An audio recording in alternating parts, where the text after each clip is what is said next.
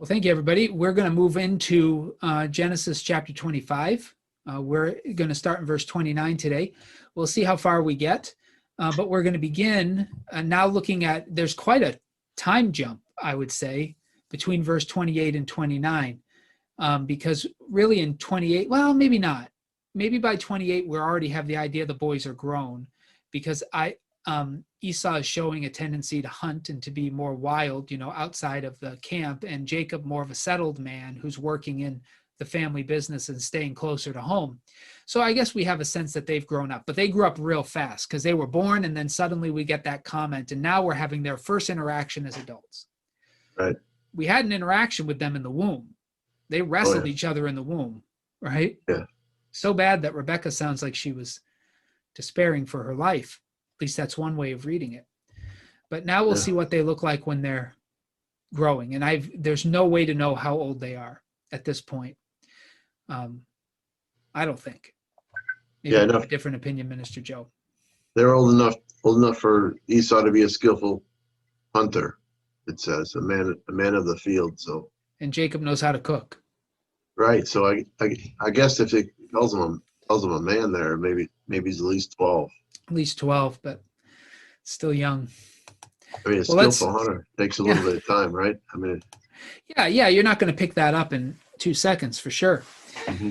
So we're in Genesis 25. This is verse 29. This is our first interaction between them as adultish people. Once when Jacob was cooking a stew, Esau came in from the field and he was famished.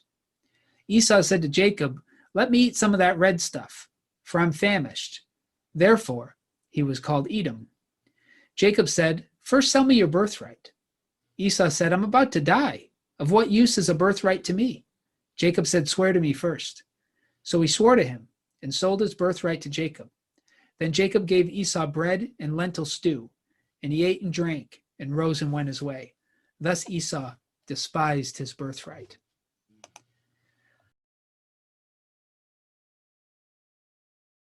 That's enough to get started. Yeah. So, red stuff.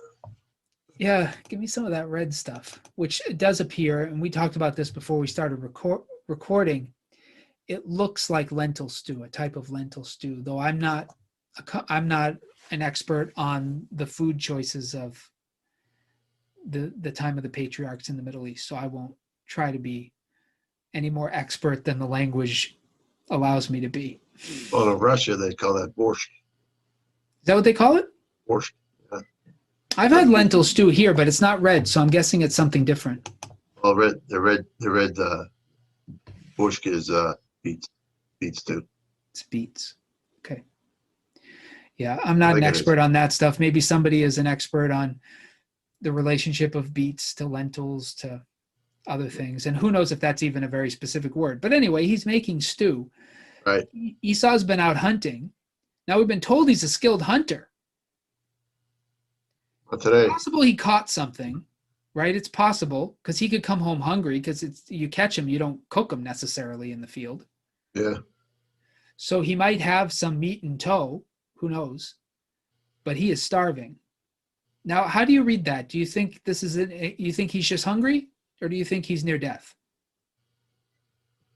Well, if you have teenagers or kids, and you're coming home from church, it happened to me on Sunday. But let's get home. I'm about to starve to death. Yeah, I mean. But they live in a different world. Like starving to us is just feeling a little hungry. But I would imagine in Moses' day, to say someone was famished meant something a little different than it means today. Yeah, I mean, what do you think? Oh yeah, I haven't eaten for days. So yeah, I would be imagining that Esau has not just missed one meal. Right, he's been eating tree bark. Yeah, there's something out there. And it doesn't say anything about him being really good at finding food out in the wilderness. He's just a very skilled hunter. Yeah. So who knows? I mean, I don't want to sell. Now, Esau does not come out very well in the story. In the New Testament, we're going to get into Hebrews because the writer of Hebrews has some pretty stiff judgment of Esau in this scene. So I'm not trying to defend him too much. But I do want to say that in most of the commentaries I've consulted, most people are willing to grant that he probably was extremely hungry, Yeah. that he might have even gone a couple of days without eating anything. Right. So it's Yeah, not as though he's just coming back like your kids from church who had breakfast and are just really anticipating lunch. My kids do the same thing. I do the same thing. I got to be honest. Yeah.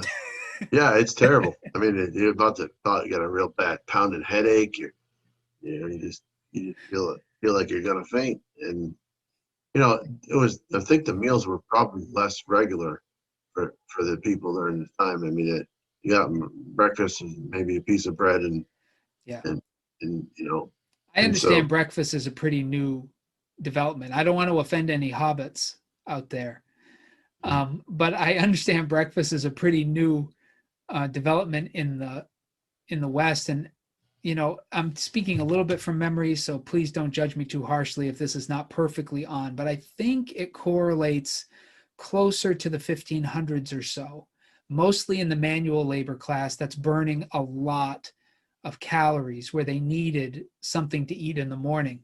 But my understanding is that for a very long time, and this is still true in many places around the world and was probably true here, people could only reliably get one meal a day and then some smaller things.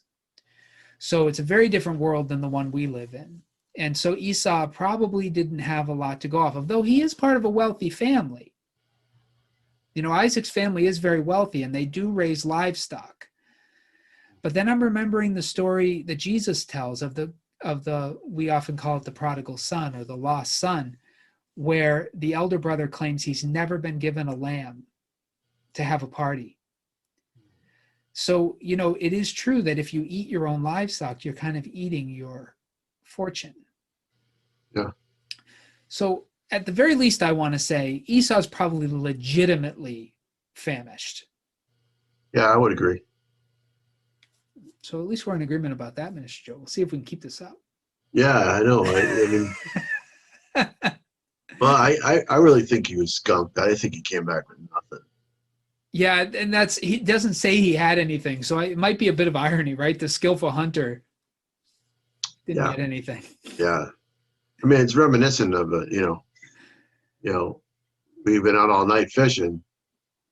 New Testament. I've been out all night fishing and caught nothing. Caught nothing. And Jesus says, "Why don't you go back out?" I mean, I know a guy who caught salmon that I can't even get him on the screen, this big, and or rainbow trout, in the area here. And my father-in-law wanted to go fishing with him once he saw those fish. Yeah. 3 days, 0 fish. Didn't catch anything. Yeah. That's the way hunting and fishing goes. You can be skilled and still not find anything. That's right. He went with the same guy and caught nothing. Yeah. That's painful. Yeah. Very painful. And that's when the superstition comes in. You start to think certain people are bad luck, right? Mm-hmm.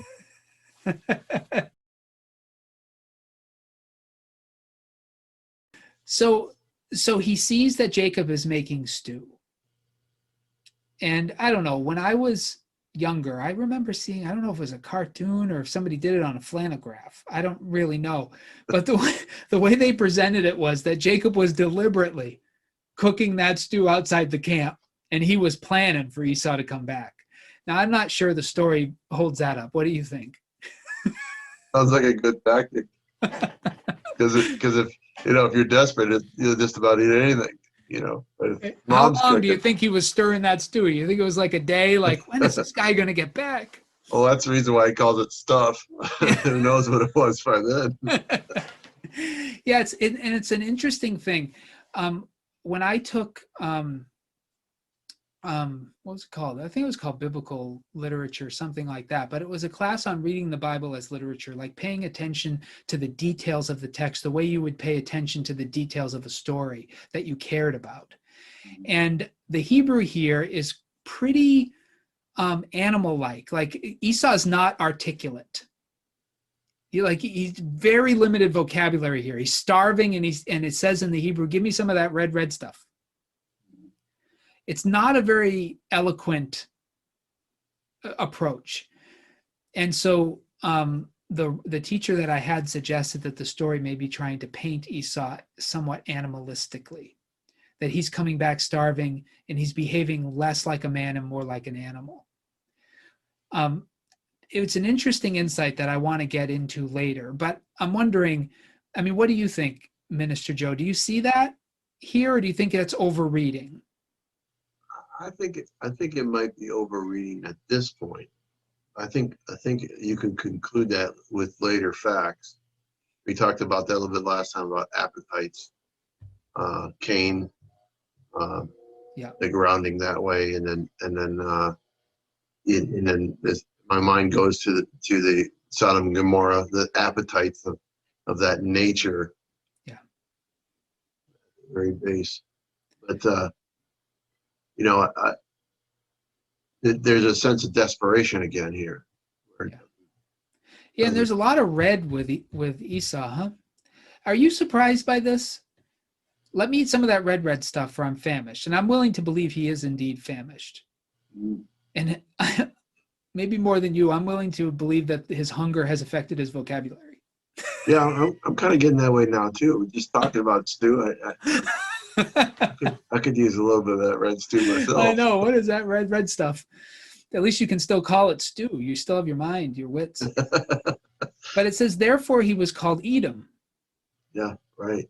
Now, maybe it's just me, but wasn't he covered in red hair? Yeah. How did he got the nickname Red, not from his hair, but because he wanted red stew? It's a strange moment. The word Edom, Edom, is the word for red in Hebrew.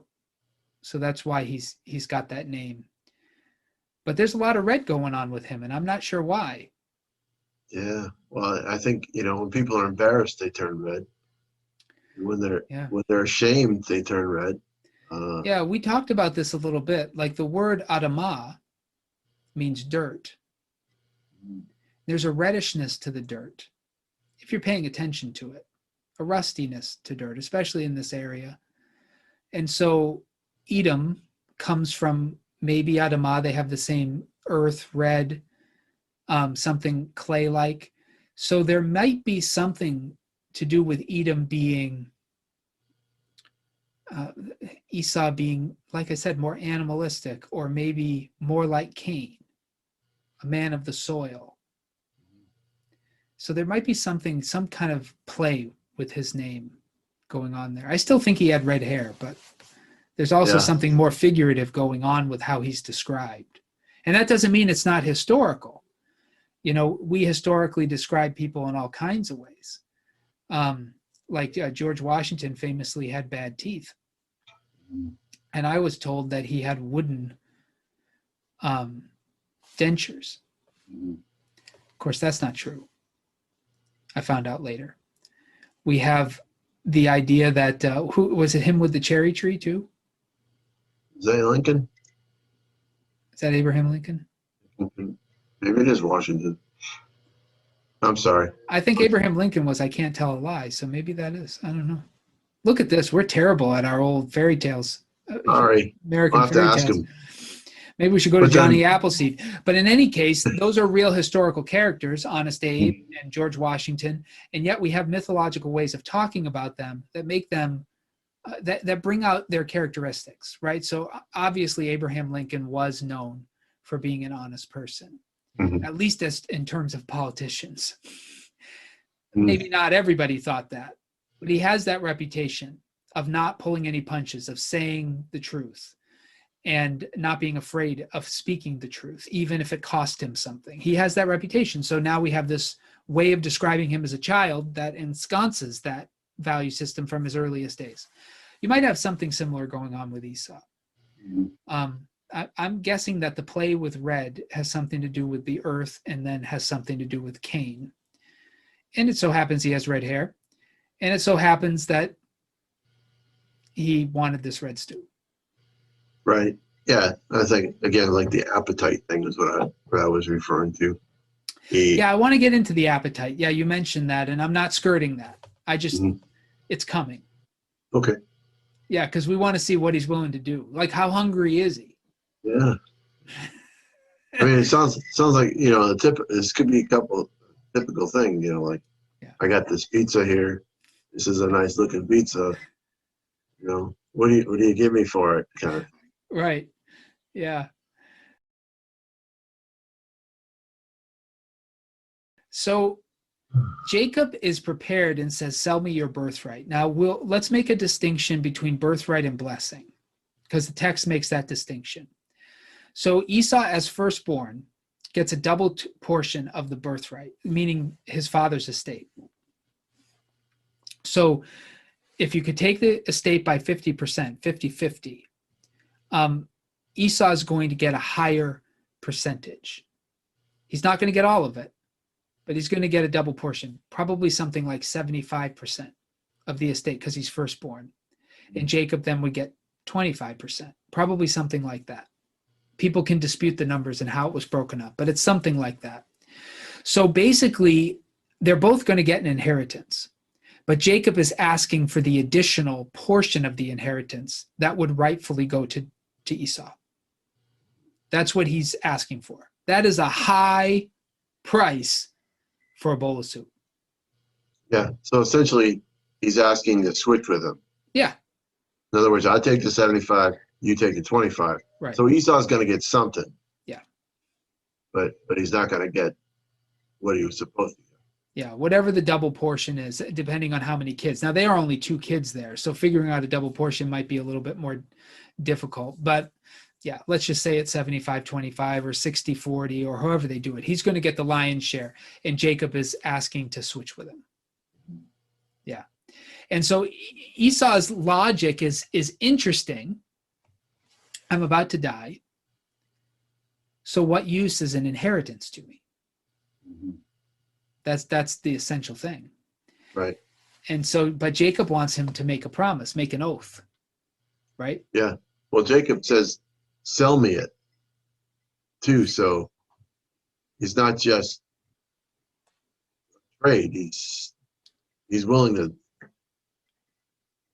sell it. And that's interesting. I mean, how do you read that? Because I agree with you. The text is not exactly clear. Is the stew the price? Or is he saying, I'll give you the stew if you'll sell me your birthright, and he's going to pay something in addition? How do you read it? Yeah, I almost feel like he's like the stew is the price. Yeah, I think traditionally that's how it's read. I thought maybe you were going in a different direction. Immediately, that's what it seems like. But it would make you wonder if he's like trying to say, hey, your price will be, you get the 25%. Yeah. I'll take the 75. Yeah. The negotiation has begun. Right. It's not like like sometimes you hear siblings are like, okay, yeah, you want this? Well, I'll give you this. And it's a bargaining, Yeah. This is but it's definitely more abstract than the physical right there with the food right there in front of you. And as I'm reading this story, I'm realizing how much more seriously they take oaths than we do. Because I don't know if you've had this with your kids. I've certainly had my kids make trades that as the father, I've come in and said, no way. Yeah. That's not going to happen. Yeah. But that doesn't happen here. Like, this is a binding contract somehow. And so right. it's this is no joke. Yeah. I think people traditionally have made more light of Esau's desire to even want this birthright. Almost like it was an albatross put on his shoulder that he was really didn't want it in the first place. He gave it away. But, yeah, it's well, we'll get to that because Hebrews is going to bring that up. I think that some of what Hebrews has to say that have led to the way people interpret this story, and that's right because Hebrews is inspired, so I'm not one to disagree with it. But he swears to him, Esau swears to him, makes this oath, and it's a binding contract, and sells his birthright to Jacob. And Jacob goes a little further, right? He gave him some stew and some bread. He threw in. Yeah, it's an extra mile. And a drink. And Give him a water drink too. or something. Yeah. Yeah. And then it says, thus Esau despised his birthright. And just to be clear, this doesn't mean he hated his birthright, though that's what you were saying some people read in there. This action, remember, Hebrew is a very action heavy language. Everything is based on how you actually behave. So he despised his birthright by what he did, not by he didn't do what he did because he despised his birthright. What he did was despising his birthright.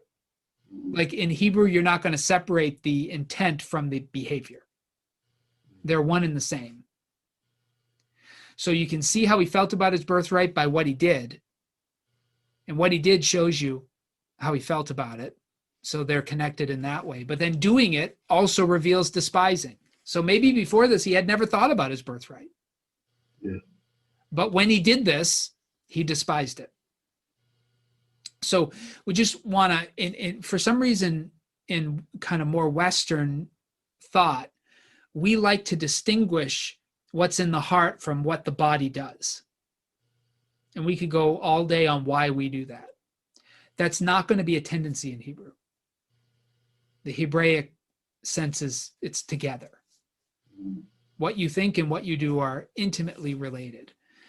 And you know that this is a problem more in the West, because when the gospel comes in the New Testament to Gentiles, who are mostly Western people, Roman people, the writers of Scripture have to go out of their way to say, okay, you can't separate faith from works. They would not have to say that to Jewish people. That's something that was uniquely a problem of the West. And it's still our problem. We still think that what we think and what we do are separate. I just want to make sure that it's clear that this word despised is an embodied despised, not a philosophical one. Yeah. We don't think that he probably thought about it too much anyway. Maybe he did, maybe he didn't. We're not given any details about it, but what he did revealed or created the despising. Well, he definitely thought about it enough to say that I'm about to die. What a use of it? What is it useful to me? Did he really believe his brother was going to let it? Like, this is the thing. Like, everything behind this story is curious. Because maybe I don't understand this culture at all. Like, if I was literally starving to death, and whatever relationship I have with my brother, he had food. And I asked him for food, and he said to me, I'm only going to give it to you if when our parents die, if you give me your portion of the inheritance. I'm not sure that the other option was either saying yes or he was going to watch me starve to death. Like, did Esau believe Jacob would literally watch him starve to death? Yeah. Or he couldn't have just took it when he was turning the other way. Yeah, like, it's amazing to me in this story how quickly Esau jumps at this. And that might be one way to argue that he didn't really value his birthright. Because he gives it up so easily. Yeah, he did. He doesn't even fight for it. He didn't even say where did that come from. This is a stew. What's that got to do with our birthright? Yeah, or even, I'm your brother. Yeah. Give me some food, man. But maybe some of that conversation happened and it's been edited out. We don't know, but it's very interesting. And I think this is why Hebrews suggests that there's something immoral about this for Esau, because it's always bothered me that Hebrews doesn't come down on Jacob for this. Because talk about a despicable thing to do. But Jacob doesn't ever get commented on, but Esau does. So here's our passage. Yeah, I was thinking of, while you were saying that, I was thinking of what God said to Rebekah about the older will serve the younger. But in some ways, this is the opposite. Yeah. I mean, it's serving food literally. Yeah, he's serving him food, but he's stealing from him. So, I mean, this is highway robbery as far as I'm concerned. It's a type of No deal for sure. yeah. So this is Hebrews 12:14, where Esau gets called up by the New Testament for consideration. It says, pursue peace with everyone and the holiness without which no one will see the Lord. See to it that no one fails to obtain the grace of God, that no root of bitterness springs up and causes trouble, and through it many become defiled. See to it that no one becomes like Esau, an immoral and godless person who sold his birthright for a single meal. You know that later, when he wanted to inherit the blessing, he was rejected, for he found no chance to repent, even though he sought the blessing with tears. Now, the story of Genesis separates birthright from blessing, that the blessing is some kind of words of affirmation, and they believe these words had power in the world, that would connote some sort of the blessing of God on Esau, that he would be the inheritor of the promises of Abraham. That's the blessing. And the birthright is monetary inheritance, that the two often went together, but they didn't have to, apparently. Though in Hebrews, it unites the birthright with the blessing as connected. So they are connected, but I think Genesis has them distinct. So that's one thing that comes out in that reading. But boy, Esau gets really criticized by the writer of Hebrews. Yeah. I mean, that immoral and godless. Yeah, right. Why is that? What in this story do you see, Minister Joe? I am quizzing you, sort of, but there's no right answer. We're just interrogating the text. I can jump. Yeah, yeah, like the quizzers. But what is it in this story that the writer of Hebrews sees, and I believe he's inspired to see it, that would lead him to say that this reveals that Esau was godless and immoral? Well, again, I think that that's probably tainted what I was saying before about the appetites, because I think that's where I'm drawing that from, is because the idea that a person, if God is the provider, God is the one who's going to take care of you and sustain you, going to be the one who's here. Because what chapter was that again in Hebrew? Sorry. That was Hebrews chapter 12. 12, which is sorry. Yeah, chapter 12. Yep. Which is the faith that comes right after the faith chapter. Yeah. Yeah, I mean, so the emphasis in there is the idea of faith and putting your faith and trust in God. But there's definitely a challenge here of the physical appetites of food, and I mean, food is probably one of the strongest things that drive. The garden, that there was that temptation of the fruit leading to the eyes, this type of thing. So the appetites, I think, here are what that really reflect back on this, because it's like it's his desire to eat is so strong, that's so more important than what even God would want for him. And his right was, and even if he didn't sell this birthright to Jacob, doesn't mean that scripture or that promise that was quoted to Rebecca wouldn't come true. Right. Because so it shows that he doesn't matter to him compared. He's not even in the right paradigm. Yeah, and this birthright and blessing, this is the future of the family. Like everything about the life of Abraham is projected forward into the future. Like Abraham is not chosen for Abraham. He's chosen to bless all nations on earth. Like he's presented from the moment of his call to be the savior of the earth, at least the vessel through which God is going to bless all nations. And we've already seen what happened in the flood. We've already seen what happened at the Tower of Babel. God is doing something with Abraham to rectify all of that history so that it doesn't repeat itself. So Abraham's the promises to Abraham are projected into the future, and not just for him, but for the world. So every generation figuring that forth is essential, right? And Esau is most naturally, despite the prophecy, he's most naturally the one to carry that forward because he is the eldest son. And he seems to treat that responsibility so lightly that simply to survive another day, he would sell it. Right. And the writer of Hebrews finds that despicable, finds it immoral. Right. Now, you were talking about the godlessness part of it, and I think you're right on. He doesn't trust the Lord. He's willing to sacrifice his future for his present. But the writer of Hebrews sees that even as immoral. And I see that. And I think that's a connection to our day, just like the writer of Hebrews is saying, because that passage is about persevering when you suffer.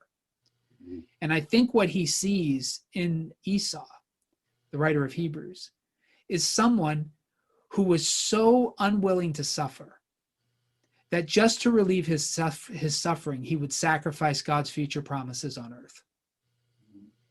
And there's something about that here, because the writer of Hebrews will go on to say that we haven't yet suffered to the point of giving our blood, but we should look to Jesus. We should persevere, that we should receive suffering as discipline, which is, part of this passage as well. Esau didn't want to do that. Esau so wanted to satiate his hunger, he was willing to sell even the future promises of God to do it. And how many of us are the same? For food, for shelter, for security, we would sell the birthright God's given us. It seems to me that many of us would sacrifice almost anything for creature comforts. Yeah, even Judas, sold Jesus for silver. Yeah, that's Esau. And Esau is willing to sacrifice everything that matters for food. Right. For security, for shelter, for clothes, for whatever we think we need to survive. We're willing to sacrifice everything. That's Esau. And the writer of Hebrews is reminding us that Christians don't make that calculation. We're not willing to sacrifice our birthright, which is Christ-likeness. Right? That's our birthright, to be children made in the image of God, children welcomed into the kingdom of the heavens. That's our birthright. We're not willing to sacrifice that for food or for shelter or for safety. We make different calculations.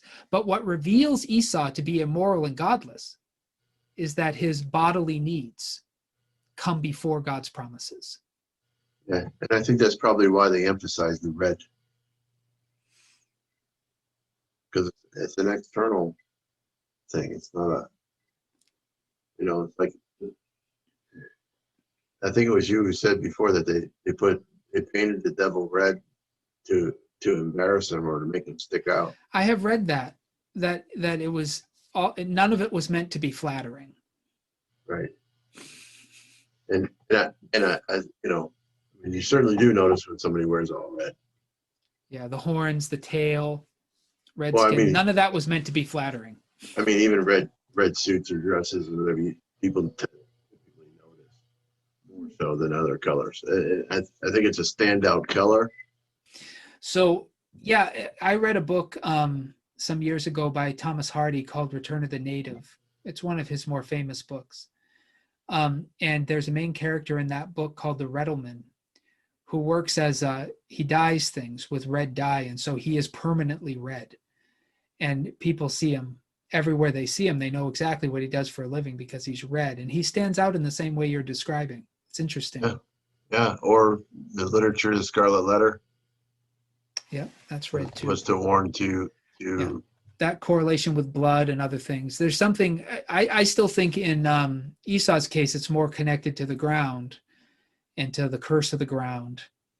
He is a person, I think if we wanted to talk about him in New Testament terminology, we would call him either a carnal person or a worldly person.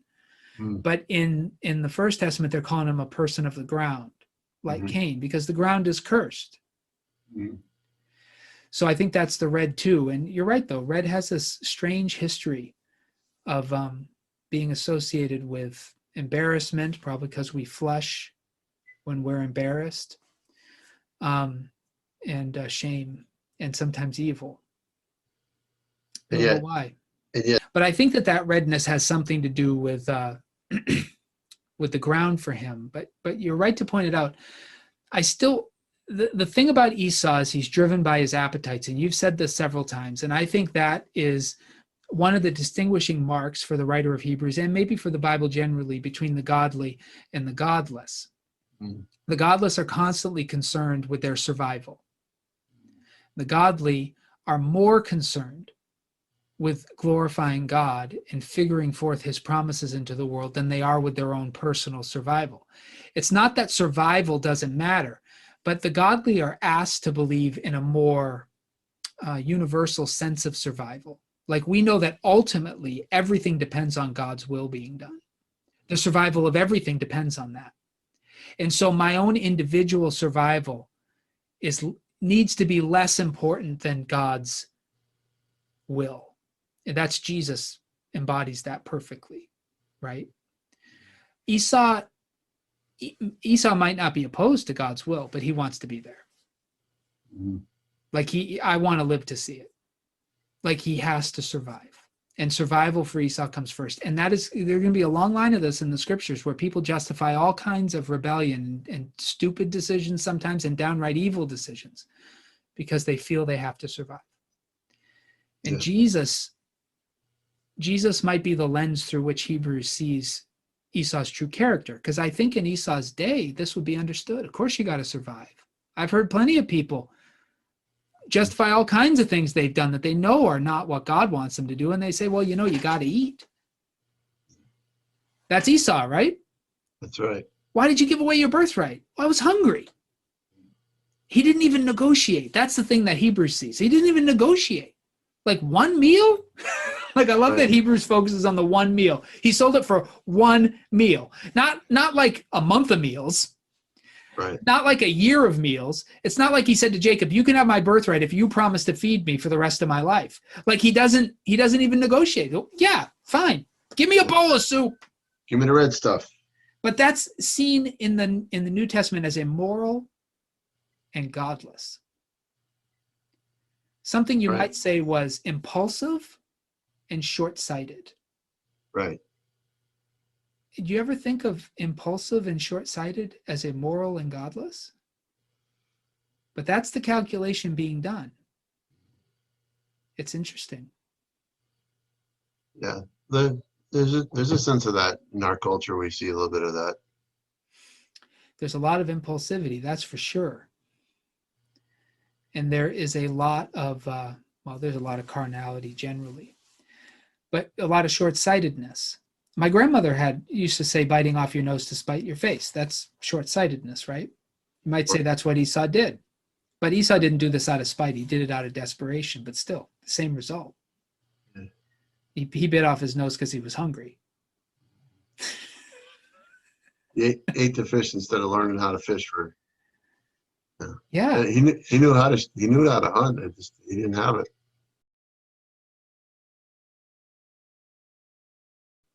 Yeah. So, the reason I'm really focusing on this is because I think it's a lost idea in our culture.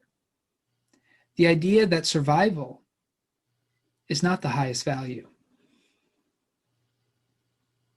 That we have to be willing to endure suffering if that would be better for the future.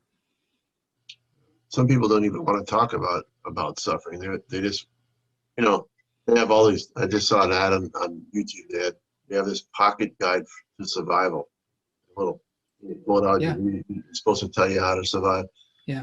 And there's some virtue in being able to survive, but that's not the main point of life.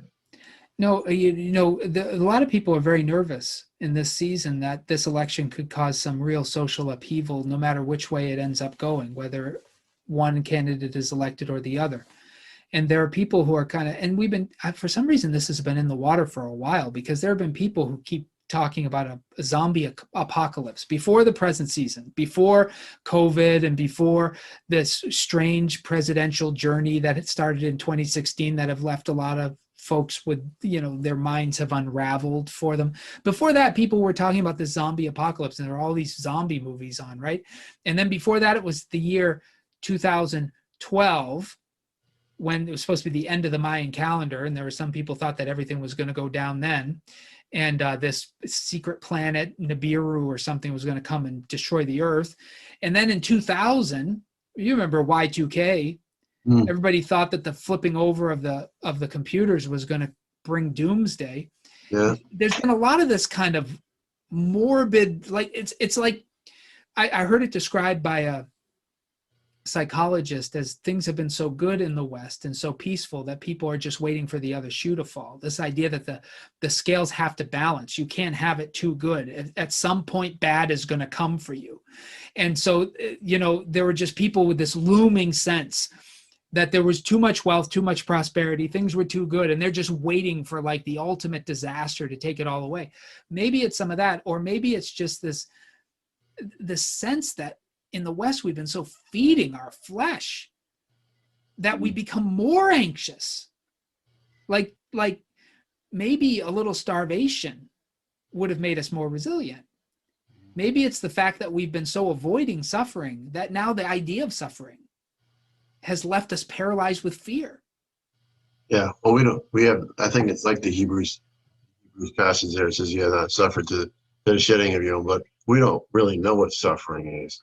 I mean, if you're hungry, you can go right down to the store here, buy some food, and buy it. Just about anything you want. Now, in fairness, there are people in our culture who have truly endured suffering, and there are people around the world that know all about suffering, right? But you're right. In the West, it's even. I mean, you and I have both encountered people who we would say have earnestly suffered about as much as you could imagine a person suffering, and they live in the United States of America. Like, we've certainly met people like that, but it's a rarity here, and most people who are afraid of suffering have never really suffered. And I found this with cancer. I was terrified. I mean, I couldn't even tell you how terrified. There's no way to describe my sense of apprehension at 27 years old of having to go through so many unknowns, chemo, possibility of dying, all that kind of stuff that I just wasn't ready for. Yeah. What I found going through it is you can do it. And there's nothing enjoyable about it, but you can do it. And I noticed that after that, I was a little less afraid. Not fully, but a little less afraid. I was the kind of kid, I didn't want to call someone unless my mother was sitting with me. I didn't want to have a difficult conversation with somebody because I was afraid of how it would go. And I didn't know if I could handle myself. I was very much trying to avoid conflict and trying to make everybody happy, and very afraid of what would happen if things went wrong and went sideways. And cancer took a little bit of that away from me because I realized that there was more to me than I had thought. And it made me a little bit more resilient. Mm-hmm. There is a sense that by solving our anxiety, by satisfying our hunger, that's the story, right? By eating when we're famished. But you could just say by soothing our anxiety somehow. We also make ourselves more anxious. And there's a sense in which the gospel reveals to us that if we're willing to suffer, not randomly, for a reason, that on the other end of suffering is a greater resiliency. When we suffer for Christ, there's a greater holiness on the other side. But we live in a culture where suffering is an evil. And so we satisfy those cravings as soon as we have them. And I think there's a bit of biblical theology that says that actually makes the anxiety worse by trying to get rid of it. There's a sense in which we have to go through it. Jesus is very different than Esau. 40 days and 40 nights, he doesn't eat. And Satan comes and tempts him just the way Jacob tempted Esau and says, why don't you make these stones bread? And Jesus has the capability of doing it, which makes the temptation worse. He could have satisfied his hunger, and he refuses. Esau's willing to sell his whole birthright for a meal. So I don't want to condemn Esau as eternally condemned. Like, I don't think we should be making those judgments. But I agree with the writer of Hebrews that in this instant, he reveals just how godless and immoral he is, because he satisfies his hunger at the cost of God's will. Because the birthright is God's promise, and he despises it. He puts his hunger over it. Yeah. Not only that, but he's rejecting the purpose of that birthright, to carry on that Abraham blessing, to be a blessing, to the whole work of it. Yeah. I mean, it's that generational thing that was supposed to be passed on through Isaac. I think God wanted both of Esau and Jacob to fulfill that as an offspring, a part of that promise to Abraham, but he's rejecting that so outright. Yeah. You've probably learned a little bit of this, and people can practice this principle a little bit. I mean, you're not going to succeed morally without the Holy Spirit, but you can see the principle is in the world. Like if you diet, like you've been dieting, right? And you've done really well. You've lost a lot of weight. I've been on that road in the past too, but I'm on the opposite end of you. I've been gaining weight during COVID. You've been losing weight, right? But you notice when you diet, right, that once you get used to denying yourself, it becomes easier to do the more you do it. But when you're hungry and you indulge yourself, it seems like the hunger grows, like it increases. Like once you give in to some of the things you've been denying, it's pretty easy to give in a little more and a little more. It's funny how that works that way. You would think that if you're hungry, eating would satisfy your hunger, and then you wouldn't be hungry anymore. And that does happen when you eat healthy things. But funny enough, when you eat junk, it has the opposite effect. But it's the normal deal with, not the normal deal, but a phenomenon that happens a lot with addiction. Right. Is it never really satisfies, and you need more of it and so that's what I'm referring to a lot, something also with the idea of the appetites, because it's not just food that does that. It's that that continual need for something more and more. It may be that like you're addicted to shopping. Some people are never satisfied with the last thing that they got. Yeah. And it's not that satisfaction has to be eternal, but the realization that it always needs to be something more. Yeah. Can become more, and that leads us down the wrong path. Yeah, you could even say that it happens like when you're scrolling through Facebook or through Twitter or watching YouTube videos. Like the more you watch, the more you want to watch. It's not as though you get satisfied, like, "Ooh, I've had enough of that." Like those rabbit holes can increase desire.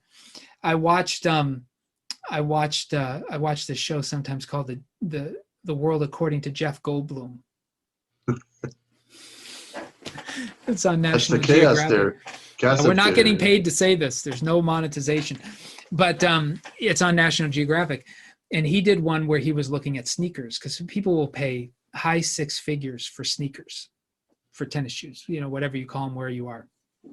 And he wanted to see. And this one guy has made a living buying sneakers, opening the box on YouTube, and reacting to opening the box.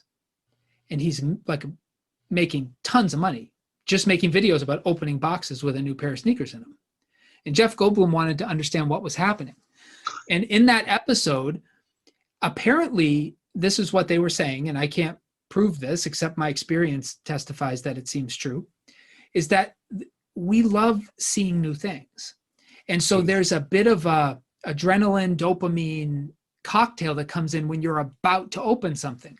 And Goldblum said that it actually seems to show, research seems to show that it's more exciting to open a gift than to actually have a gift. Mm. because there's that anticipation. And this guy on YouTube is playing into that. And people, once they see he's going to open this thing, they have to watch. They have to see it open. But once he has it, the adrenaline goes away. And this explains why we have so much stuff and we don't need anything, but we love getting it. Like it. And my kids used to watch these YouTube videos where they would open these dolls. Mm. In these plastic eggs, they'd peel it all off and they'd open the doll and it has all sand inside and they have to find out what's in there and which one of these dolls it's going to be. And my daughter, as a young kid, was mesmerized by this thing.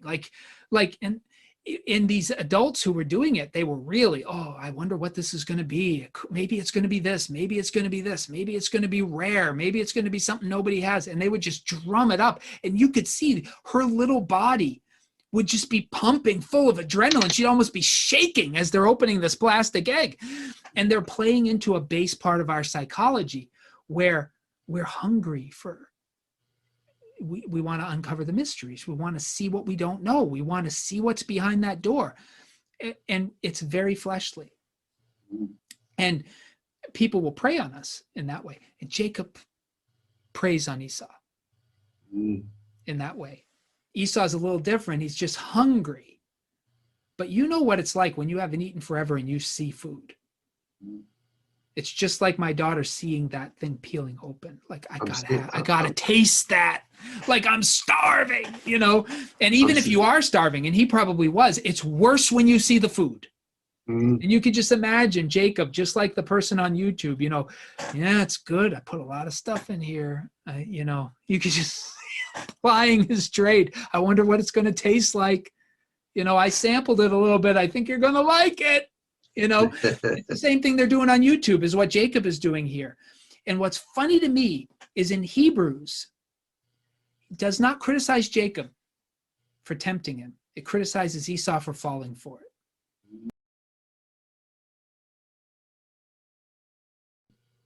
And that we tend to want to judge the tempter. But Hebrews judges the one who fell for it. That's a long way to get to this point. Is it Esau's fault?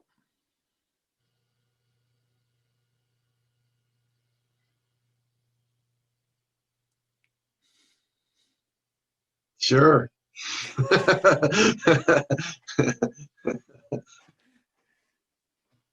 Sure. Yeah, he had to make the choice. If you're free will, he had to make the choice. Is it the snake's fault? Right? Because in this story, Jacob is in the role of Satan. Yeah, it's fault the guy. Was it? And the suggestion of Hebrews is that it was Eve's fault and that it's Esau's fault. And that's an interesting way to look at it. Because I wouldn't have blamed my daughter. Of course, she was a kid. So how could you blame her? I just saw this happening and knew it wasn't right. But I couldn't explain what was going on. But Esau's an adult. It's interesting to blame the one conned because con men do that. Right? You've seen this? Like, have you ever met or worked with a guy who's done this to people, who's lied to people? And they'll say, well, they shouldn't be so gullible. As though it's their fault. Like, I only did it because they were gullible. They shouldn't have fallen for this. So it's an interesting thing for the scriptures to blame Esau. Because I think we are more attuned to blaming Jacob. Because we know everybody's gullible in the right situation. Yeah. But I like the fact, though, that the scriptures, they blame Esau. Because so this is what I'm getting at. And I'm doing it slowly because I'm doing what they do with those dolls. I'm trying to increase the suspense. Like, what is he saying here? Well, here's what I'm getting at. The reason Esau was vulnerable is the target of Hebrews. It doesn't blame Esau maybe for the decision, but for his values. Because that's what made him susceptible. Now, if your values are right and you are deceived, now the deceiver is at fault. But if your values are wrong and someone simply preys on that. It's your fault, your values are wrong. And Esau valued his survival more than his birthright. And Jacob was able to deceive him because of that. But he's at fault for this. And so sometimes we're deceived and it's entirely the fault of the person deceiving us, but sometimes we're complicit in the deceit because our values are askew. And that's what I worry about with Christians in this election, that our values are askew. And that's why we're being deceived. Yeah, it's definitely a thought came to my mind. You think this is the first time this has happened? First time that he was asked? Yeah, I wonder. It's a good question, because usually when people try and do what Jacob was doing, they don't succeed the first time. But maybe Jacob was especially good at taking advantage of the moment. But it certainly seems like he was ready. Oh yeah, he was aware. Knew that this was coming. Yeah. It's an interesting story, right? I mean, we had hoped to get into chapter 26, but we won't because we've taken so much time on this story. We'll save that for next time. But I guess I've lingered here. Mm-hmm. Well, you've heard why I've lingered here. I think it's very appropriate to where we are.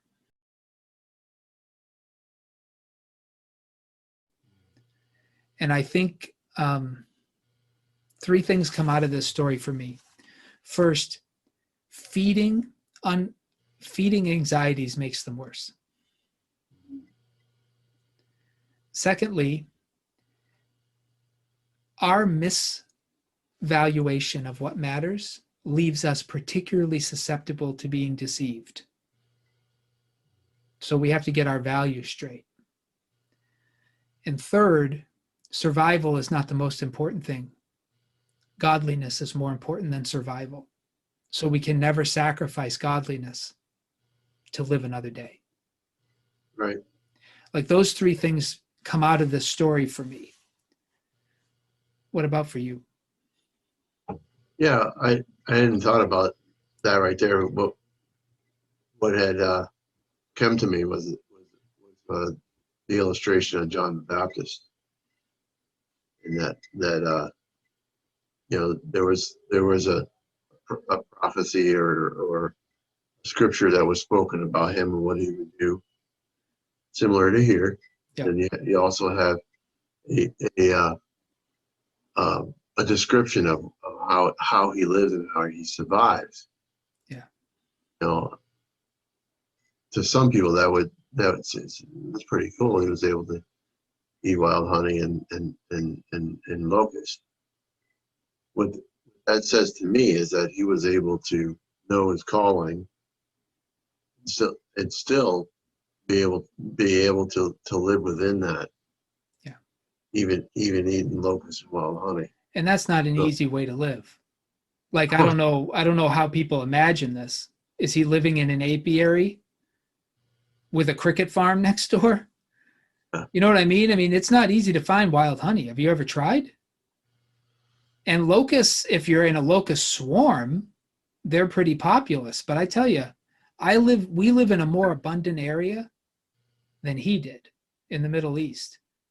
And I could go outside and find a cricket or two a day, like a locust or two a day, a grasshopper. But it's not going to be easy to come by. And unless he happens to be in a plague of locusts, his food's going to be pretty sparse. Right. So John definitely is not putting a robust survival as a very high part of his agenda. Right. And then there's this also that idea, if he's in the spirit of Elijah was fed by ravens, I believe, and a widow woman. So yeah, I mean, I'm thinking like it's not a matter of survival. It's a matter of keeping your purpose focused. Yeah. And so I think some people would say, well, this is bound to happen because this is what the scripture said was going to happen. The older will serve the younger. Yeah. And some people see it as determinism, but I want to fall into that trap, because what that's really saying, they're these are just puppets on a puppeteer. Yeah, and the prophecy doesn't, it can come true whether whoever has the birthright or the blessing. Like, it could be perfectly fine that Esau would keep his birthright and he Right. would receive Isaac's blessing, but Jacob would go out and God would so bless him that he would overtake Esau and he would end up ruling the family. There are any number of ways that the prophecy can be fulfilled. It doesn't have to be this way, but this is the way that it happened. Right. And I'm just bringing up John to show that it's like, it doesn't have to be that way. Yeah, That Esau had another choice. Right. He could have given his birthright to Jacob if he was aware of the prophecy and knew that it was Jacob's place to rule, that was God's choice. Let's say Esau knew that. He could have willingly given that to Jacob. It didn't have to be stolen. Right. So Esau clearly has choices. Yeah. And his choice by the writer of Hebrews, he's responsible for those choices. Hebrews doesn't blame God. But we focused a lot too on the name of Esau. But we know what the name of Jacob is too. Yeah, he grasps the heel, which euphemistically is known in Hebrew as deceiver. But the question is, which came first, the chicken or the egg? Did the name Jacob come to mean deceiver because of Jacob, or did it exist with that meaning before him? That's tough to say. It literally means he grasps the heel, which becomes a euphemism for deceptiveness. But Jacob might have been the cause of that euphemistic meaning, is my point. Yeah, but it also reflects. Like I often say, when people say I'm joshing you, yeah, I wasn't named Joshua because it means teasing. Yeah. But I'm guessing there was some Josh sometime in history who was a real tease. Yeah, I'm still trying to figure that one out too. Yeah. But I thought came in my mind about Jacob though, when we talked about the heel grasper. That's also from the garden too. It is, yeah. Genesis 3:15. So in this place, that reflects. Jacob's in the place of Satan, right? Yeah. Twice.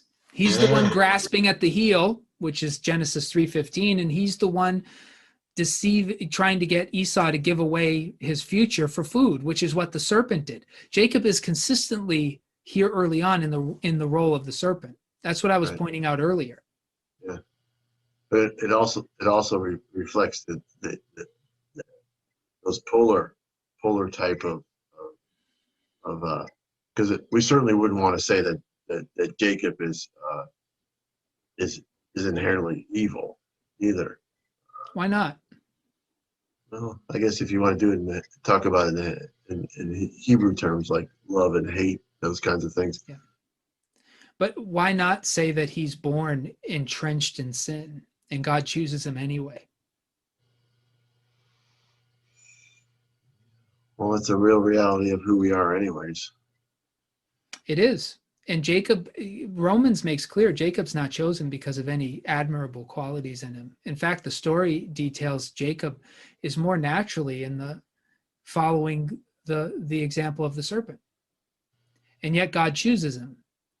And Jacob does change over time. And it's not that he has no admirable qualities. And I'm sure the serpent had some admirable qualities. I mean, God made him. He's got to have some. But Jacob, God's election changes Jacob. His walking with God will change him. But he's even born grasping at his brother. That's not a positive image. Right. So I don't have any problem saying he is steeped in sin. This may be one of the better stories to show that we're all born sinners. Yeah. Or like Jesus says, children of Satan. Stealing.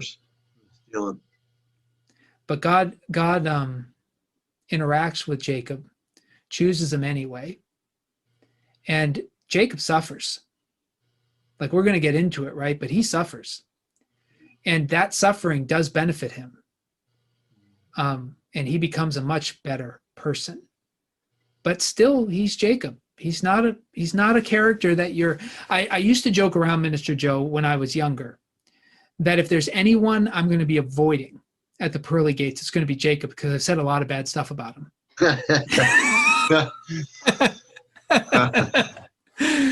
Because I mean, he's there's a very good reason Paul uses him as an example of God's election having nothing to do with human character traits, because Jacob he's not a good character, but he's used. Yeah. But he eventually produces better fruit, walking with the Lord. Yeah, there's probably other characters who would think of like that. Yeah.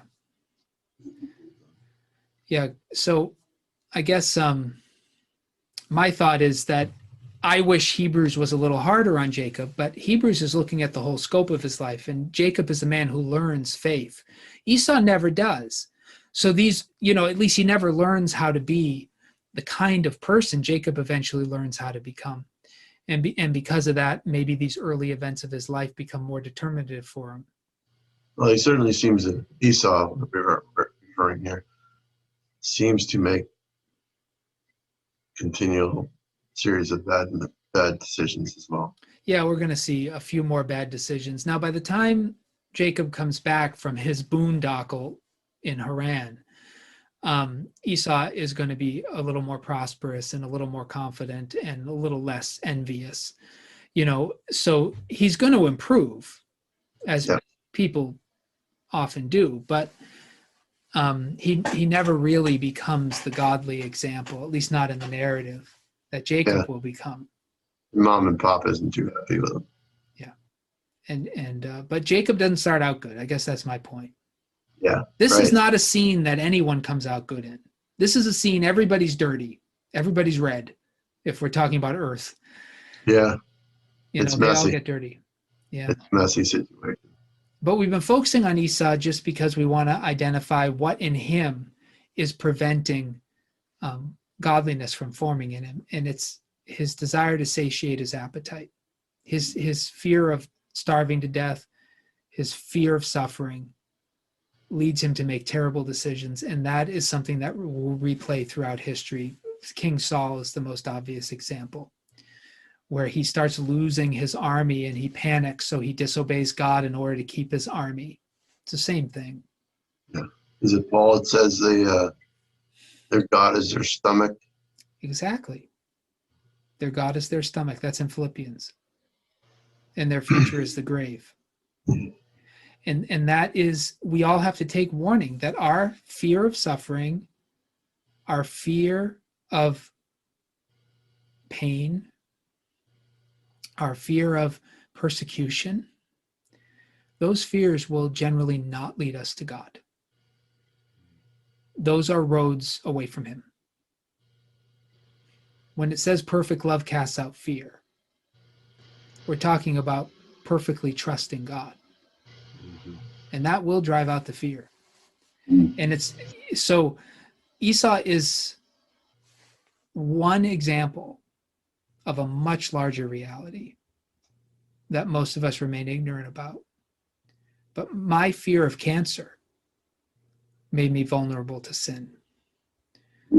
Esau's fear of starving made him vulnerable. Our fear of COVID makes us vulnerable. Mm-hmm. Our fear of this election or of its fallout makes us vulnerable. Right.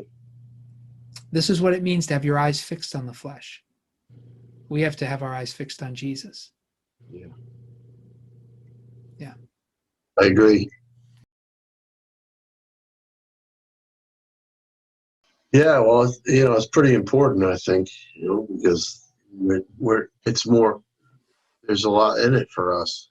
We're driven by so many our appetites. Yeah. I mean, fear draws people to eating disorder, all kinds of stuff. Absolutely. And funny enough, if we can take anything from this, feeding our fears does not satisfy them. If anything, it will make them worse. Right. Makes the fire rage. What do they say? starve a cold or starve a, what's it? I forget how that one is. Yeah, I don't know. Feed the flu, starve a cold, something like that. Yeah, I don't know if that has any real I can't, value, but you but I don't can't know what you it can't means. feed your fears. Right. Just like you can't vent your anger. I remember hearing someone say, if you keep that all bottled up, you got to vent your anger. You know, well, you don't vent a fire. It will flame more. Like we have this idea that anger is like gas in a balloon. And if you just vent it, the balloon will deflate. But it's more like a fire. You know, the way you handle a fire is you have to starve it of oxygen. It's just a little different. The metaphor works a little differently if you if you use a better one. So you don't vent your anger and you don't feed your fears. You feed your fears, they get worse. And I've noticed that. Have you noticed that during this COVID? I had a dentist appointment today, and I know you all notice how shiny my teeth are, right? Yeah. So I actually had anxiety because I haven't been to a doctor's appointment since COVID.